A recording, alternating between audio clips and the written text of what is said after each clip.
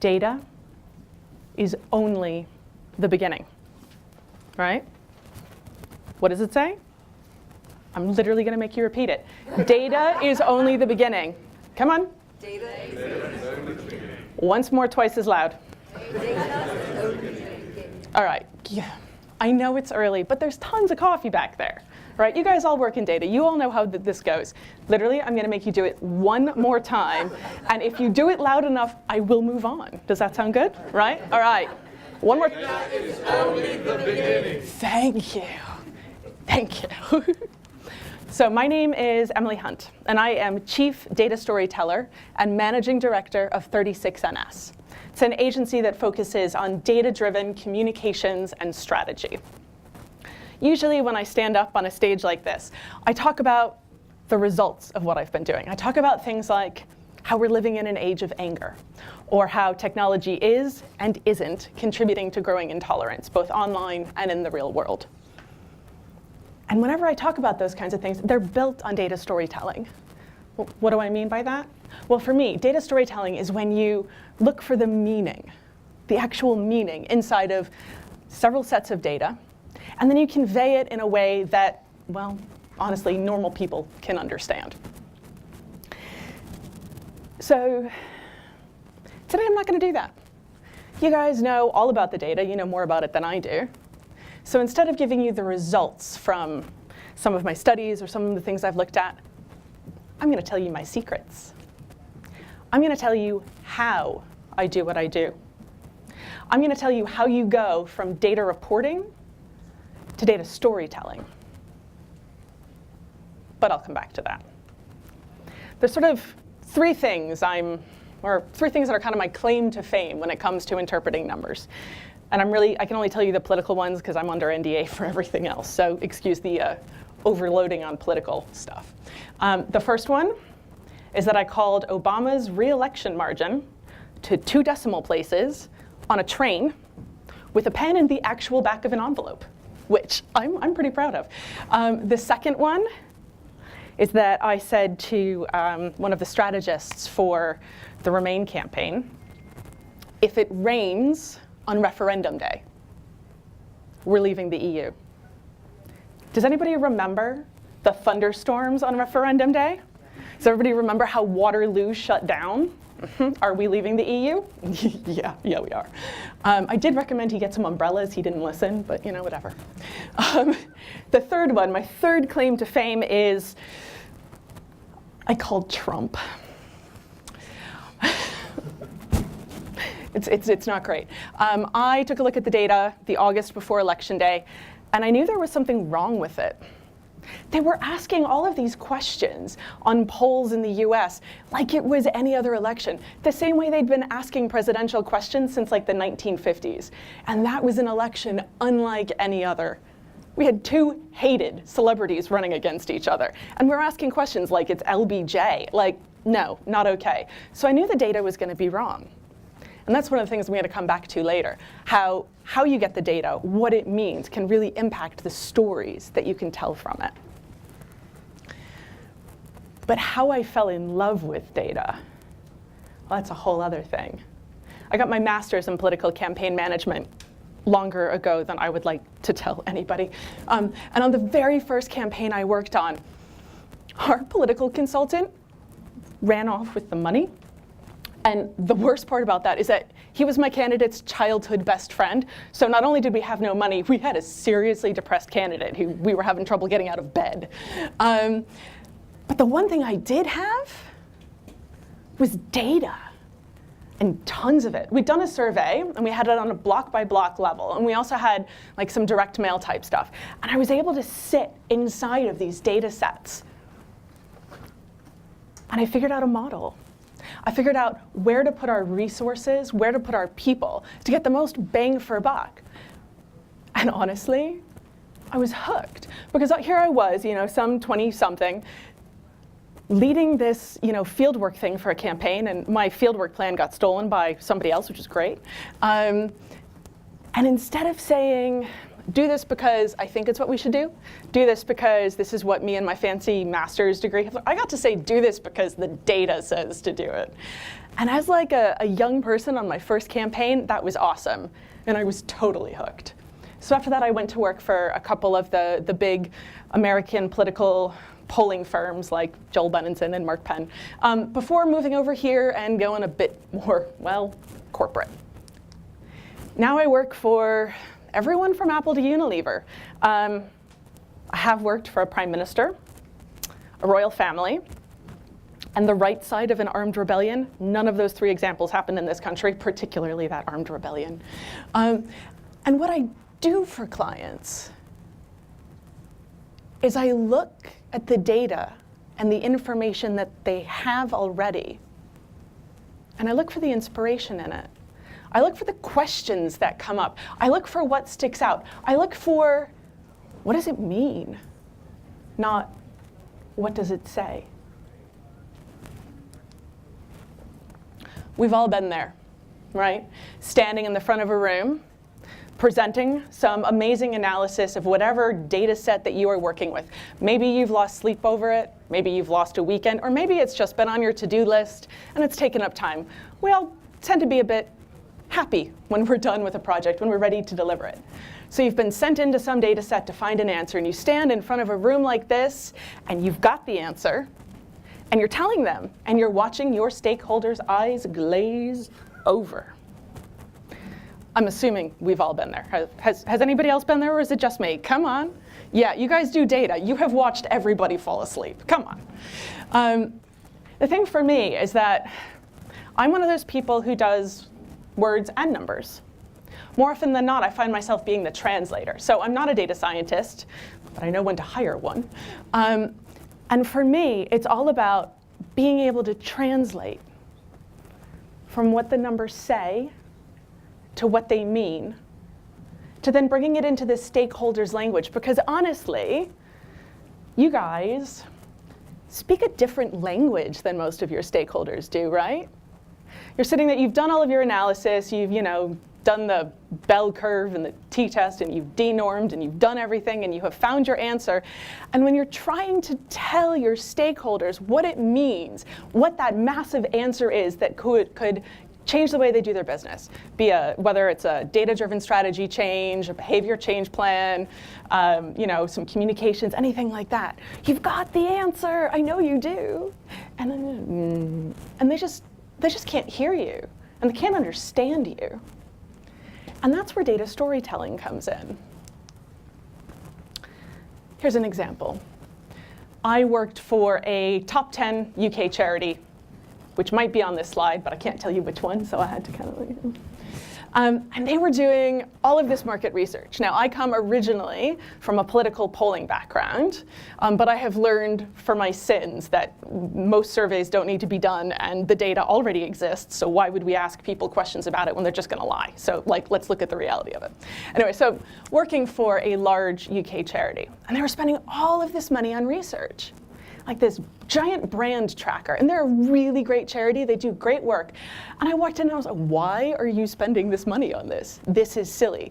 You don't need to know what % of people in the UK are aware of you. Everybody's aware of you. The numbers say that. And the numbers don't change. It's like, again, that problem with standing in front of a room full of people when you want to fall asleep when you're presenting, like that wibbly line that doesn't change. Ugh, don't like it. So I said to them, there's got to be a better way of understanding how you're doing, right? There's got to be a better way. So we talked to all of their business silos, which of course, like most clients, didn't communicate with each other and held onto their data and wouldn't share, and nobody played nice. But we managed to pull all of the data out of them. And it was all unstructured, and it was very, very dirty data, and it took quite a lot of time to clean. But at the end of it, it was completely worth it, because we were able to look at things as varied as donations, people donating to their shops for sale, people buying in their shops, their ad spend, their web traffic, every Facebook like, every Twitter retweet, everything, literally every bit of data they had about themselves, we were able to look at. And we were able to whittle down their survey to 3 questions, because you know what? None of the rest of it correlated with anything that mattered. It was all just fluff and waste. We don't need that. That client doesn't need to spend that money on that. But the thing is, if we had just explained what the data said, if we had just said, okay, we've looked at all the data and we've looked at the unstructured data, we've done all these things, this is where the correlations are, this is where this is, they wouldn't have been able to listen. Instead, we had to stand up in front of them and tell them a story. Tell them what the numbers meant. Tell them how much money they could save by actually looking at, getting rid of most of their survey and really analyzing deeply the rest of the data that they had, because they weren't looking at it. And that's one of the amazing things about data storytelling. It helps our clients to really change, to really flip on the head what they can get from the data, because suddenly, when you tell it to them in the right way, they can understand it in their gut. They can feel it. And it's fantastic. It changes everything. So again, data is only the beginning. I'm not going to make you say it again. Don't worry, I see you laughing. The reason I say data is only the beginning is because when you're working with data, when you're sitting inside of it, so often we get a bit obsessed about what it says, right? And we think that if we tell the stakeholder or we tell the client what the data says, that they're going to get it, that they're going to make the right decision, that they're going to just go.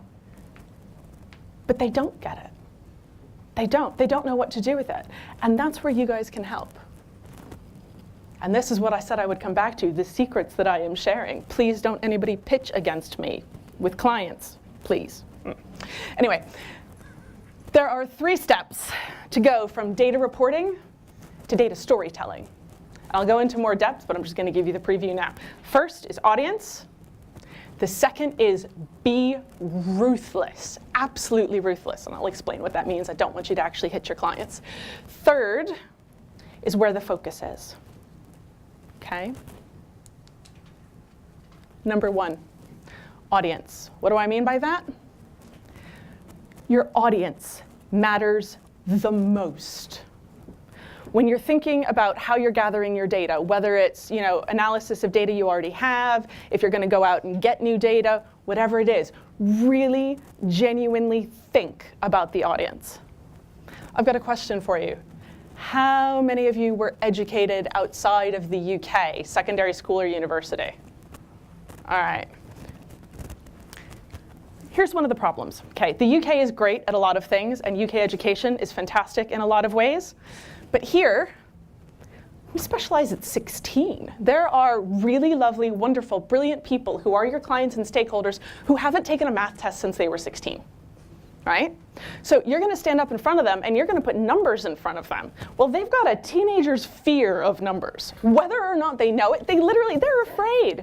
Now look, I do numbers for a living and I still have nightmares about math tests. So imagine how those people feel. And the other thing is nobody wants to feel dumb. Right? You put up a bunch of numbers. It triggers all of that discomfort.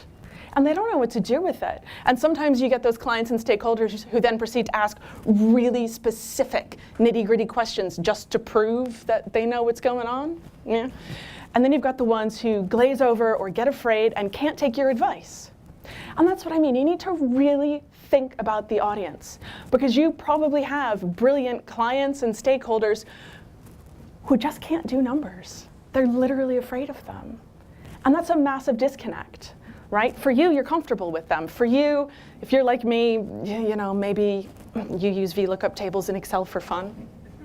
Sorry, that's a whole other story. But yeah, I organize my life in Excel and VLOOKUP tables are my friend, and normal people don't do that. So your clients are not like that. Your clients, Excel they don't like, they've got to Google every formula, whatever, it's fine. So think about your audience, right? Most important thing. Number 2, be ruthless. Be relentless in understanding where your data comes from and every little bit of it and what it means. Okay? Here's why. More often than not, the story, the really interesting bit, the strategy, the bit of communications, the what you can do to help your client or stakeholder change what they're doing, the thing that they're paying you to look at all that data for, it's often that outlier or that thing that looks like an anomaly, right? Here's an example. A boss of mine, well, no, let's roll back. Has everybody heard of the Dove Real Beauty campaign? Yeah, Dove Real Beauty? We know that? Okay. Do you guys know where it came from? Nah, you're about to find out. So a boss of mine was working on this giant study for Dove. And they'd asked all of these questions in more than 20 countries. And he was sitting inside the data, staring at the data sheets, back when we used to print things. And he was looking at it, and there was this number all the way off to the side of the page. The kind of thing that would have never made it into like a PowerPoint presentation, because it's the number like way off to the side that nobody cares about. Anyway, that number was that 2% of women globally would call themselves beautiful. Now my boss went, no, that can't be right. But because he knew that the survey had been completely robust, he could go back and look at the question, he could go back and look at the data, he could go back and make sure that everything had been cleaned, he could go back and significance test it, he could go back and make sure the margin of error wasn't an issue, he could go back and really get to the root of it. And it was true. And only because he knew that he could trust the data that he was looking at was he able to bring that number up and start telling the story of, what does this mean? What do we do with it? If only 2% of women globally would consider themselves beautiful, that's messed up. What can we do about it? And that's where the Dove Real Beauty campaign comes from. Now for all of you, you're all working with different kinds of data, different sets coming from different places, using different ways of analyzing it, answering really different kinds of questions for your stakeholders and your clients. And that's fine. But what you need to do before you really figure out how to go from reporting to storytelling is to be sure of it. To be in your guts, 100% sure of every data point. Because then, that's when you can really figure out where the story is, where the magic is, really. The third one is focus. And what I mean by this is you need to seriously focus on not what the numbers say, but what they mean. Now, we've all been guilty of delivering a presentation or a zillion-page report that spells out all of the numbers, how we get to our conclusion, right? I definitely have done that in the past. The classic one is 100 slides of graphs explaining what the data says. Here's the thing. Your clients and stakeholders don't really care what it says. What they want is for you to tell them what it means. Whenever I do a big presentation, I've got the 100 slides of data in the back that I can go over with that junior person who always wants to know every single little specific number. Fine, I can do that. I know my data inside and out because I couldn't have come up with how to convey it if I didn't know it inside and out. But the fact of the matter is most people don't actually care about the data. They want to know that it's been looked at. They want to know that you know your stuff. They want to know that you're the expert. So be the expert. You don't need to prove how awesome you are. You have your job, you have your client, they already know that you're awesome. Tell them what the numbers mean. Tell them what to do about it. Yes, offer to take them through the detail if they need it. But they're not going to need it because they want you. They want your brain latched onto those numbers. They want you to do that data analysis. They want you to tell them what to do about it. So I have a client that's a large database company, and they are so good with their numbers. This is not an office of people afraid of numbers. This is an office of people who love their data. I like going in there. But they were having this huge problem. They could sell their data, to the various companies that wanted it, and they were doing a pretty good job of it, but they kind of couldn't break out of their current favorite little clients. And they're doing a good job, but you know how it is. You've got to grow or you die. So what are they going to do? So they called me in, and they expected that I would help them create a data-driven thought leadership project, because honestly, that's a lot of what I do these days. And I sat down with them, and I went through everything with them. And they've got these amazing reports they do every quarter about how high-growth SMEs are doing in the UK. And they know everything. They've got so much data. They're swimming in it. And it means that nobody can focus. because they've got all of this data, so nobody's taking their expertise because there's too much of it, because they can't tell one story, and they can't even tell 5 stories. They're, putting out these books that big with beautiful graphs, beautiful data visualization. I mean, you would love this stuff. I can't tell you who they are. I wish I could, because you should go look at their collateral. But beautiful data visualization, but the story's not cutting through. So I sat down with them and I pointed out, look, your clients already know that you're the experts. They already trust you and your data, otherwise they wouldn't be paying for access to your data. So let's think about it a different way. What does success look like for your clients?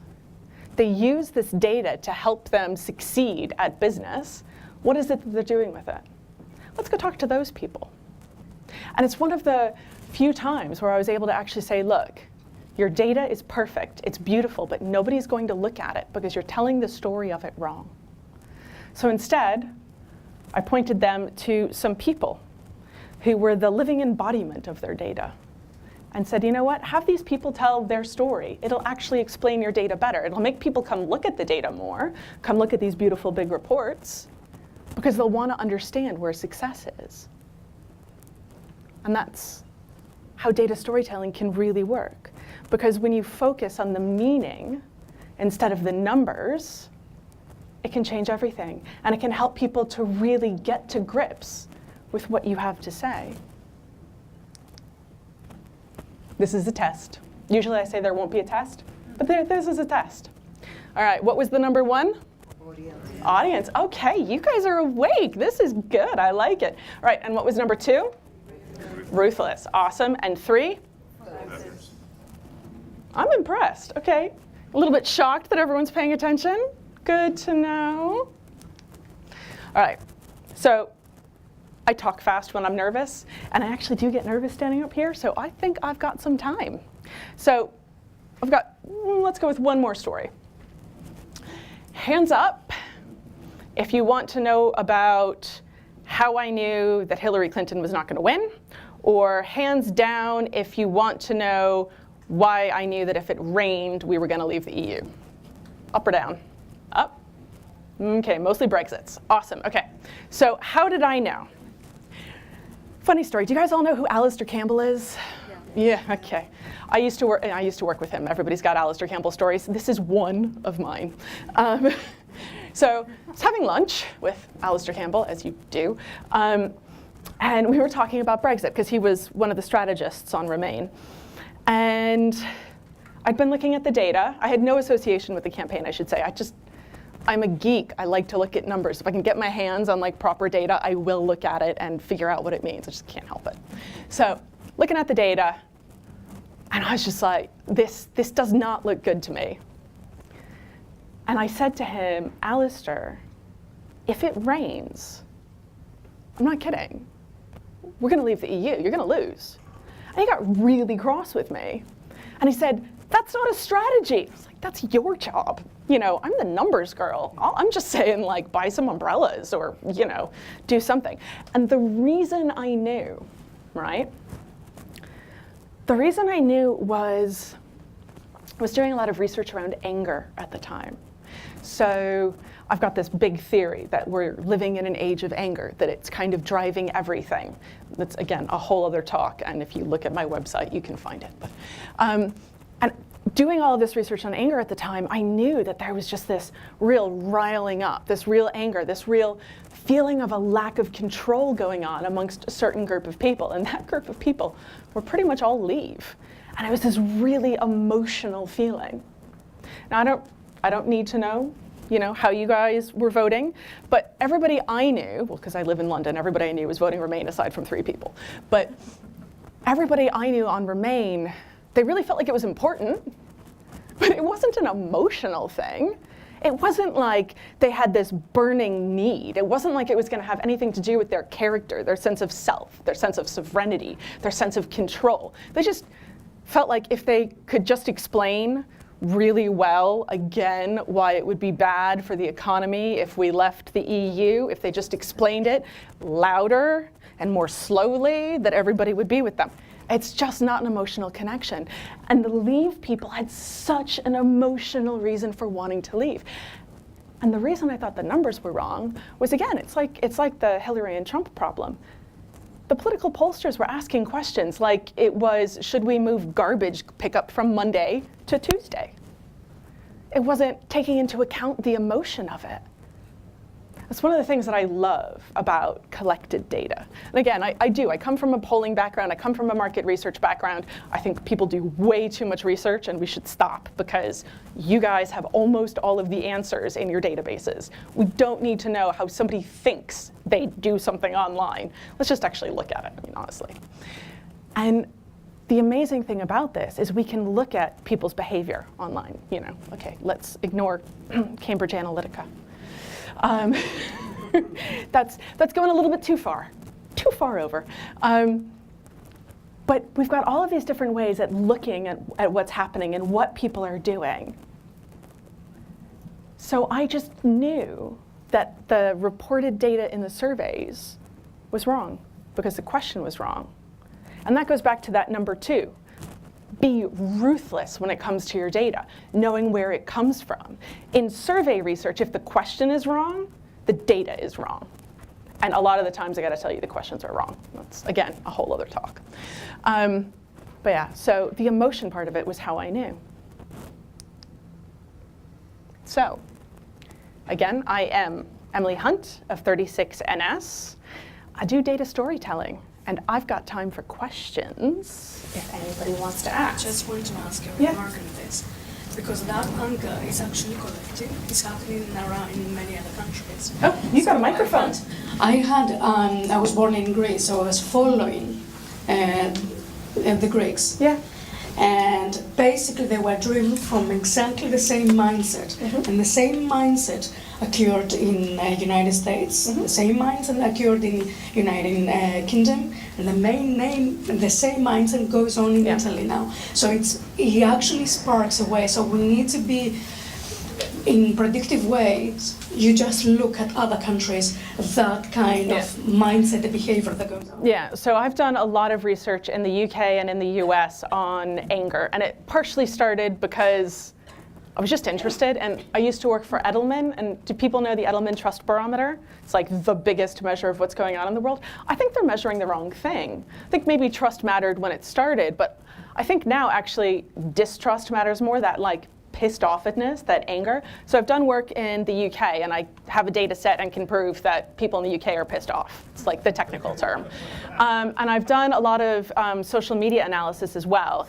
And I've got 6 main reasons that people are feeling angry in the UK, and I think that it translates as well.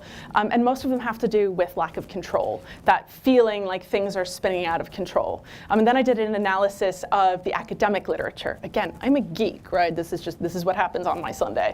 And we can kind of prove through the academic literature that this state of anger can be pushed pretty easily to a state of intolerance. And then, in further academic literature, we can prove that that intolerance can be pushed to violence. One of the things that I talk about when I talk about anger is the way that hate crime went up across London after the Brexit referendum. It went up 29%. Yeah. It's bad. And that has a lot to do with people being pushed down that path. And that also has to do, Cambridge Analytica and the Russian bots were very much targeting the people who could be pushed from anger to intolerance, both in the Trump election and here for Brexit. And it is something that's happening everywhere. But I really do think it has to do with this real strong feeling of lack of control. Anyway, you had a question. Yeah. Hi, Emily. Brilliant talk. I'm Rima. Hi, Rima. You picking up on the Cambridge Analytica situation and thinking from the perspective of the group that's really here to build data for good. In a post-Brexit, post-Cambridge Analytica world, what can we do to actually achieve that? Is there an opportunity around GDPR and giving control back to the users? Are they ready for that? What does the data tell you? Oh, that's an interesting one. I haven't looked at people's connection between GDPR and what happened with Cambridge Analytica. My expectation would be that most people haven't made that connection. People in this room would get it, but I don't think that that's something that's out there. Do you think there's an opportunity for us as a group to do Oh, something about that? absolutely, absolutely. I mean, I'm a big fan of, you know, making money but doing it in a good way, being moral. I have clients I won't work for. There's sectors I won't work for. I have worked for some interesting people, but there's usually I worked for a royal family where they were talking about progressive values on like a millennia time scale, but it was moving in the right direction. But I think that we kind of need to recognize what we believe and then go for it. I mean, at the end of the day, there are So just to finish up on this. this thought, how do you use data to get people to think positively about the world? And you know, we've seen a presentation about the brilliance of smart cities, and we know what good data can unleash. So I'm a big proponent of data-driven communications. So a lot of what I do, having come from a background working in politics and then running insights within PR agencies, is figure out how to communicate what message to whom with what channel. And when you are using data to drive those conversations, it means that you can better play out what someone's going to understand. And I think when it comes to communicating around data, we need to remember what I was talking about earlier about audience. A lot of people are really uncomfortable when we talk about numbers. They're going to get really scared, really that big, strong sense of lack of control. So I think it is probably about helping people to feel like they can have more control over their own information. And then as the company using the data, having a moral stand and doing the right thing. Maybe not sending deluges of emails, asking them to re-opt in and figure out new privacy policies. I might have had to do that myself. All right, you've got a question back there, no worries.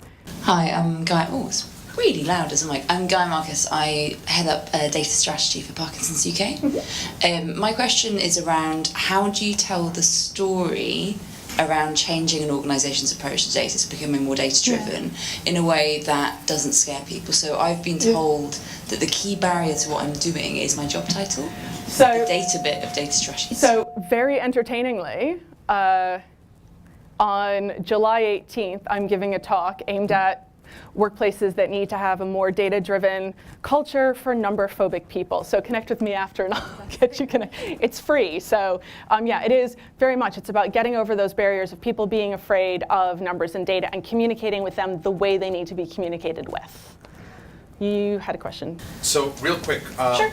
You were talking about focus. Yeah. You know, as a data person myself, you know, frequently I feel like my message is multidimensional. Like I cannot express a message in a focused kind of a way. I have to talk about the financials. I have to talk about performance. I have to talk about, you know, whether we're hitting our numbers or not.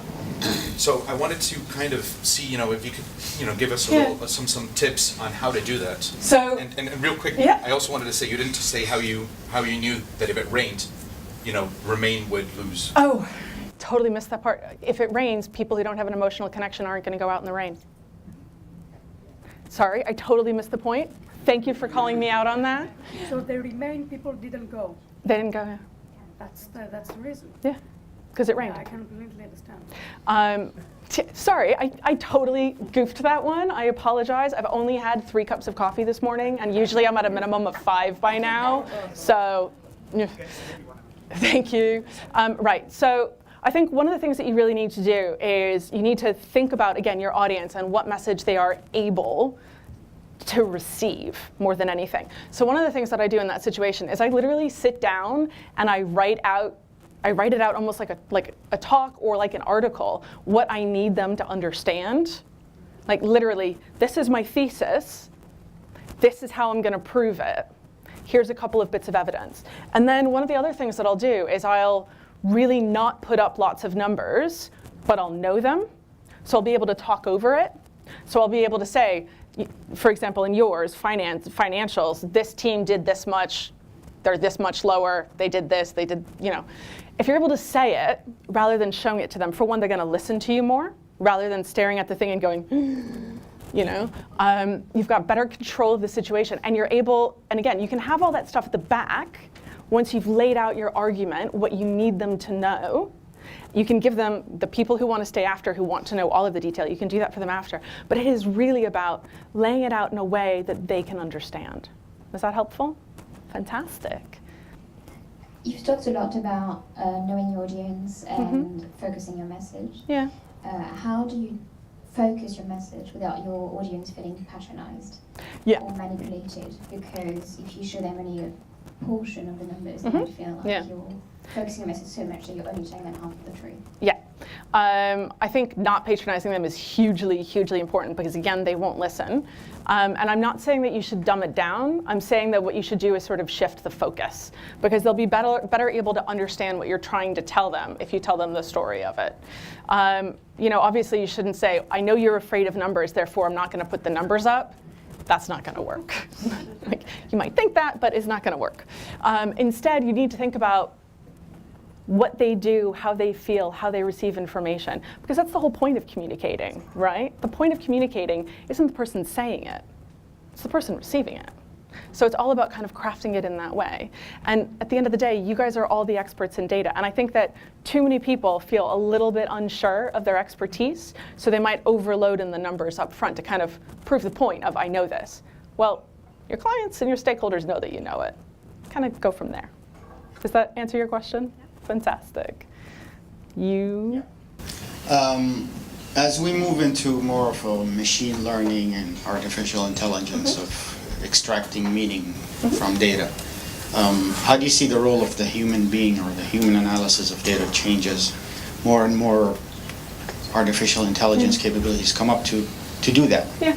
So I think that if you approach data from a storytelling rather than reporting point of view, you're less likely to be replaced by a machine.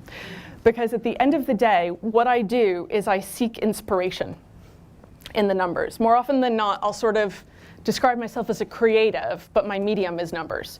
Because I don't, so from the market research point of view, I don't believe that what a company should do is laid out in that data. I believe that the inspiration for what they should do is in that data.